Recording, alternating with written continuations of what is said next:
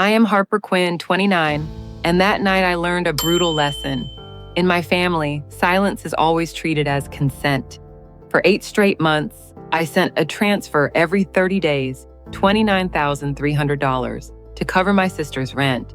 Not because I wanted to, because every time I hesitated, my mother texted, "You know things are hard for Zoe. The kids need stability." Then the old hymn, "You've always been the lucky one, Ned Harper. Be grateful you can help." My mother's 62nd birthday fell on a Sunday, the kind of family dinner everyone could recite by heart: roast chicken, scented candles, matching napkins, and polite smiles wide enough to wallpaper over a mountain of sighs. We gathered in the suburban house with the lawn trimmed like a magazine spread. The table wore a gold runner an antique china Mom swore she'd bought with a lifetime of savings. I did not mention how those savings never looked like a retired teacher's pension. The cast was complete: Uncle Ray preaching Colorado real estate like it was harvest season, Grandpa Walter silent but missing nothing, Cousin Tyler bent over his phone. My sister Zoe sat across from me, attended like a queen. I brought a bottle of red and a smile thin as paper, the kind adults use to tape cracks in the wall. Everything held until the conversation turned to Zoe's new startup, a home-based wellness thing that combined healthy meal delivery with a mindfulness tracking app. Heads around the table bobbed like dashboard toys. Then Zoe flipped her hair, half joking, half aimed to wound. Some people only feel alive when they feel needed, even when nobody actually needs them. The words hit the air like broken glass. She didn't look at me, didn't have to. The timing, the tilt of her mouth, every piece was placed. I set my fork down. The room held its breath. Ray stopped chewing. Mom opened her mouth to smooth it over, but I spoke first. I raised my glass. "Good news," I said, my voice even. "I don't know anymore." I pulled out my phone, opened my banking app, scrolled to the auto transfer named, yes, I'd named it, Jealous Family Rent, and tapped freeze. The click landed in my skull like a judge's gavel. Zoe blinked. What are you doing?" Mom let out her high-pitched laugh, the one that only shows up when she's afraid of losing control. "You're not actually doing that, Harper," she said, half whisper, half dare. I looked straight at Zoe. "You've got until the end of the month. After that, you're on your own." Jason, Zoe's husband, shifted in his chair. Her hands trembled under the table. "You can't be serious." "I'm very serious," I said. "And your startup? I'm out. No more funding bad ideas in a passion project dress." The room shrank. They stared like I'd blown out the birthday candles before Mom could make a wish. Mom's voice scraped. "You'd say this on my birthday." "Would you rather I lied on your birthday?" Isis asked. "Pretend everything's fine while I'm footing your daughter's bills and get called selfish when I finally stop?" Her eyes narrowed, wet but rigid. "You're humiliating your family." "No," I said softly. "You've been humiliating me for years. I'm just done pretending it's love." The silence stretched until I could hear the wall clock carving seconds. Then Grandpa Walter, who rarely strings more than 5 sentences in a week, spoke slow and clear. "It was overdue." Mom froze. Zoe's mouth fell open. Uncle Ray exhaled like he'd been holding that line for years. I folded my napkin, pushed back my chair. "Happy birthday, Mom," Zoe called after me, voice pitching high. "Harper, wait, you can't just..." I walked past the glittering dining room, past the photos of family vacations I'd paid for, but rarely smiled in, out to the porch. The night air was warm, sweet with jasmine. Through the window, Mom's voice rose, muffled and sharp. How could she do this to us? I didn't stop. For the first time in years, I felt something like freedom, terrifying, electric, absolute. But at my car in the dark glass, my reflection stared back, steady, unsmiling, and I understood something chilling. This was never about money, it was about control. And tonight, I'd snap the leash. By morning, my phone looked like a battlefield.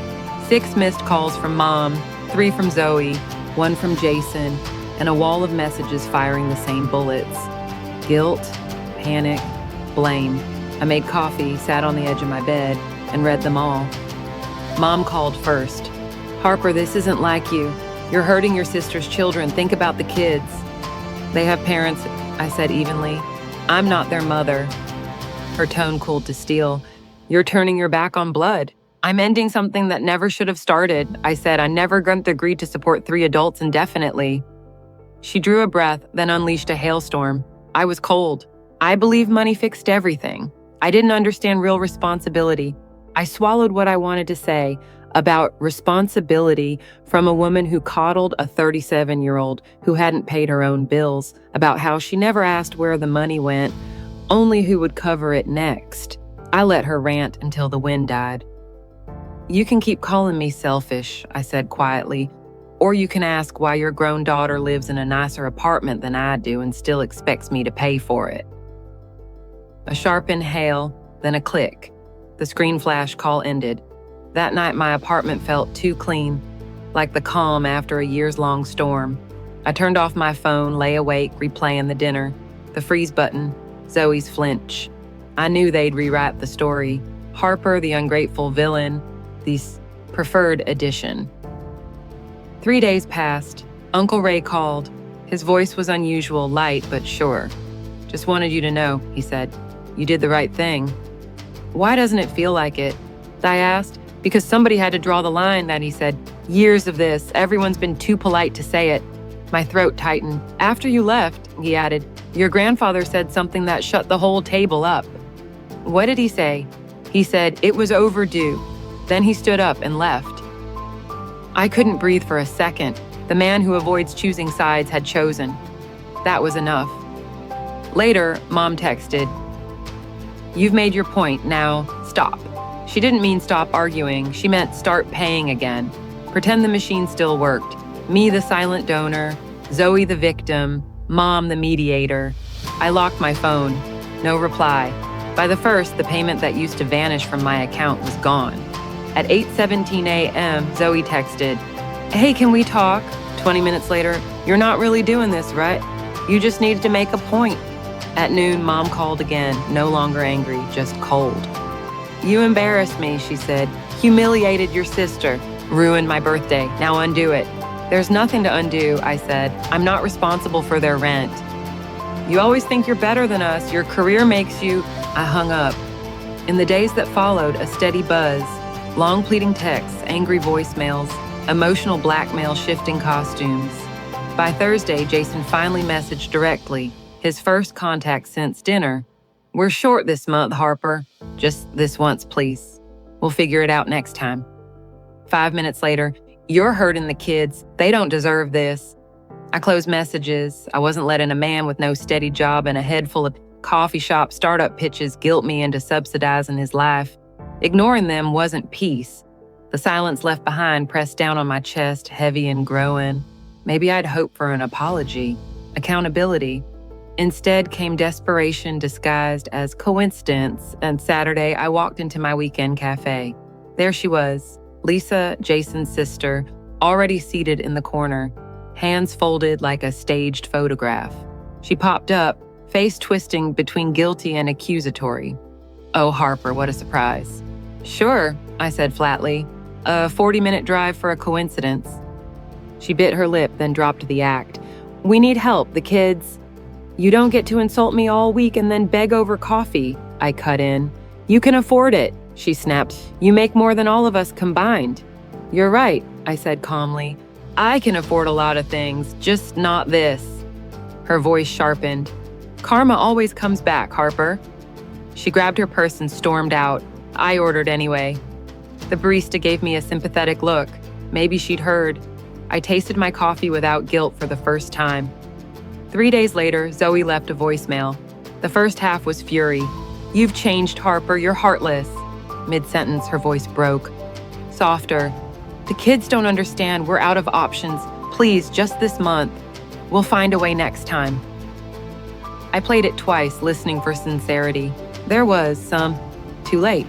That night, Uncle David called, the man who never calls unless something's broken. Just so you know, he said, they're being evicted. Landlord gave them 3 days. Don't feel bad, kiddo. You're the only one who told the truth. I sat still, the word eviction dropping like ice water. I pictured the kids packing toys into boxes, Lisa crying into her phone, Mom pacing as she crafted a new story where I ruined everything. I didn't call. I didn't go over. Sometimes love is doing nothing. By morning, they were gone. The family group chat was quiet. No complaints, no passive-aggressive quotes, just silence. Until Ray texted a photo, a grainy shot of Jason hauling a mattress up a narrow stairwell, kids perched on boxes under a faded for lease sign. "It's not pretty," Ray wrote, "but maybe it's real." I didn't know what to feel. Relief, guilt, or the confusing middle. That night, I sat on my balcony with wine, watching the city breathe. For the first time in ages, I wasn't waiting for a crisis ping, but deep down, I knew the story wasn't over. Families like ours don't collapse quietly. They implode, then dig for ammunition. And I had a sinking feeling they were about to find it. 2 weeks of eerie calm passed, the eye of a storm. Late Friday night, Zoe's name lit my phone. I almost didn't answer. Curiosity won. Her voice shook. "Harper, I found something. You need to hear this." "Slow down. What is it?" "It's Mom." My stomach dropped. There was an envelope from a Nevada law firm, addressed to her. It ended up in our moving boxes by mistake. It's about Dad's land, the parcel he bought before he died. It sold last year for over $60,000. Mom signed everything. The room tilted. "She sold it?" "Yes," Zoe said, voice cracking. "She sold it and never told us. While you were paying our rent, she had the money. She let you do it." We both went quiet. I stared at the floor while puzzle pieces clicked. The new kitchen backsplash, the expensive watch at her birthday, her slick deflections when I asked about savings. She'd had cash the whole time. "She watched me cover your bills," I said slowly, and said nothing. "I didn't know, Harper," Zoe whispered. "I swear I thought she was struggling too." I believed her. For the first time in years, I believed Zoe. There was something raw in her voice, unpolished, unarmed. "What are you going to do?" she asked. "What do you think?" I said. "I'm done pretending she's misguided. She's manipulative." Silence, then Zoe said something I never expected. "You were right. I should have stood up to her a long time ago." Those words hit harder than any apology. We stayed on the phone nearly an hour, not as rivals, but as sisters mapping the damage one person's control can do. Zoe confessed how Mom whispered for years, "Harper thinks she's better than you," and how it worked every time. As long as Zoe was mad at me, she couldn't see the hand tugging the strings. "Why would Mom do that?" I asked. "Because power feels safe," Zoe said. "Truth doesn't." She laughed without humor. The next morning, Grandpa Walter called, proof the ground had shifted. "Your sister told me," he said, voice low but steady, "about the land, about your mother." "I should have seen it sooner," I said. "You couldn't," he replied. "You were too busy fixing what she kept breaking. What should I do now?" "Nothing," he said. "The truth's out. That's enough. Don't let her drag you into her shame." I nodded, though he couldn't see it. But I needed her to know that I knew. That afternoon, I drove to Mom's house. Same perfect garden, same white shutters, same stage stability pinned with tidy lies. She opened the door, startled, then smiled the way people do when they're measuring. "Harper, you look thin. Are you eating?" "Save it," I said. "You sold Dad's land." Her face didn't change at first, then her eyes pinched. "So Zoe told you. You didn't think to tell me yourself." "It wasn't your concern," I barked a laugh. "Not my concern? I paid tens of thousands for your other daughter's rent while you sat on 60 grand. You watched. You don't understand how complicated things were," she said. "It's not complicated. You lied. You manipulated. And when I stopped paying, you let me be the villain." She said nothing. For the first time, she looked small, not righteous or powerful, just cornered. "I did what I had to do," she whispered. "No," I said, stepping back. "You did what made you feel in control." Her eyes glistened, but I didn't stay to watch tears. As I reached the door, she added, soft but cutting, "You've always thought you were better than this family. Maybe you are." I paused with my hand on the knob. Maybe I just stopped believing your definition of love. I left. The door closed like the end of a play, stretched too long. 6 months later, the quiet became familiar. Not emptiness, cleanliness. I changed my number, blocked Mom, stopped checking the family group chat that had turned into a guilt forum. At first, the silence felt strange, like sugar withdrawal. Then it felt impossible to give up. One morning, Zoe called from an unknown number. Her voice steadier now, tired but unbroken. "I got the job," she said. "The warehouse one you mentioned. Long hours, but it's real. We're okay. I smiled into the phone. I'm proud of you. She laughed softly. If you'd told me a year ago I'd be happy with an hourly wage, I'd have called you crazy. Normal is underrated. I did. Zoe hesitated. I know I said this before, but I mean it now. You were right. If you hadn't stopped helping, we wouldn't have grown up. It was the first time she said we, not just herself, but Jason too. Before hanging up, she added something that surprised me. Mom showed up a few weeks ago, tried to pretend nothing happened. I told her we were fine and she didn't need to come by again. That was a boundary Zoe built with her own hands. Life found a new rhythm. Work, runs, Sunday calls with Grandpa Walter about the weather and his tomato plant. Little things I'd never had, nights without scanning for emergencies, mornings sipping coffee without the taste of debt. Then on a Thursday afternoon, Mom arrived. No call, hair perfect, lipstick, pearls, the armor she wears when she wants to rewrite history. I didn't let her in. We stood in the courtyard. Autumn light fell through maples. 2 women, 1 small square of cement, years of history crowding the space between. I didn't come to argue, and she began softly. I came to make peace. You mean closure on your terms, I said. She blinked, fingers nodding. I didn't let her steer. You knew what you were doing, I said. You sold Dad's land. You used guilt to keep us obedient. You watched me pay what you could have covered. I didn't want to lose the family, she murmured. I was afraid. Control isn't love, Yushin says, I said. And what you called family wasn't a bond, it was a leash. Her eyes filled. I don't expect forgiveness. Good, I said. Forgiveness isn't a free gift. It's earned. I'm not there. She nodded once, almost relieved to drop for the performance. She turned and walked to her car. As she drove away, I felt nothing. Not anger, not triumph, just clarity. 2 weeks later, Zoe sent a photo, her and the kids smiling in front of a small rental house. Not fancy, but theirs. The caption, "We did it on our own." Below it, "Thank you for stopping." Days after, a letter arrived in Zoe's careful hand. Inside, a card with a sunrise. Her script was small, steady. "You were never cruel. You were the only one being honest. I wouldn't have made it through this year without you, not because you saved me, but because you finally stopped." I kept the card. It sits in my desk beside a sealed envelope. The Nevada law firms forwarded to me after Zoe corrected the address. I didn't throw it away. It reminds me sometimes love isn't holding on. It's letting go, letting what's weak collapse, trusting what should stand will stand again. Mom hasn't reached out since that day in the courtyard.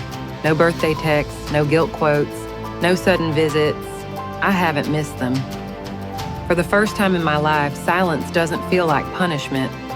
Some evenings, I step outside and watch windows blink on and off, listen to distant dogs. I replay the birthday dinner, the tiny freeze click that echoed like thunder. I think about how we use the word family like a knife wrapped in silk. And I know this. No one gets to bend the definition of love just to keep you in a harness. Zoe called again on a bright afternoon. Jason picked up a night shift. We trade off with the kids. It's not what it was, but it's ours. Not what it was is good, I said. What it was a pit. I know, she laughed. I'm not mad at you anymore. I never needed an apology, I said. I needed you to stand for yourself. We were quiet for a few beats, a truck humming past. Zoe broke it with a simple sentence, heavy as a jewel. I'm grateful. Because you stopped, we started. After the call, I washed a wine glass the way I do on weekend nights. No habit of checking my phone for emotional grenades. I remembered what Grandpa said. Don't let her drag you into her shame. I propped Zoe's card against a small vase of daisies. Late light fell across the word honest. One Sunday evening, I walked by the neighborhood church while the choir practiced an old hymn. Voices weaving, a little off, still beautiful. Family, I thought, should be like that. Not a band bullied by one conductor, but distinct voices learning to stand together. And if we can't sing together, we can step back. Let silence be the backdrop for truth, not the mask for lies. The next day, Mom left a red geranium on my doorstep. No note. I carried it to the kitchen sink, watered it, then set it back on the porch beside the recycling. I didn't smash it, I didn't keep it.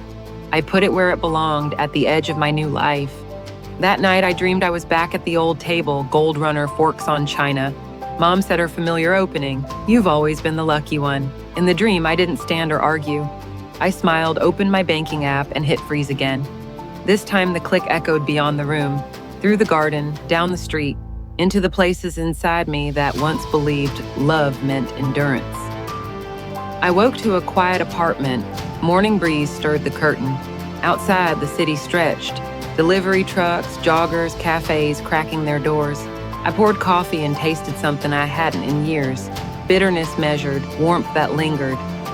And if I have to wrap it into one sentence tight enough to stick in your throat, it's this.